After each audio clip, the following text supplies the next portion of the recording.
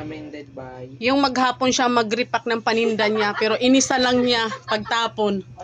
Hindi ko alam kung ano nasa isip niya na isasabit niya doon, na pwede naman niya ipasok lang dyan sa basket.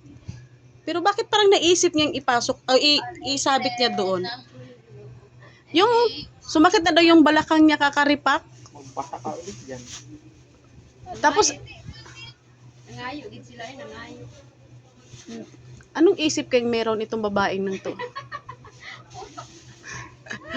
Kuha na niya, pare pa ko na ni Utro ha. So ayan, nagkalat ang cornstarch. So, Pwede mo silikon?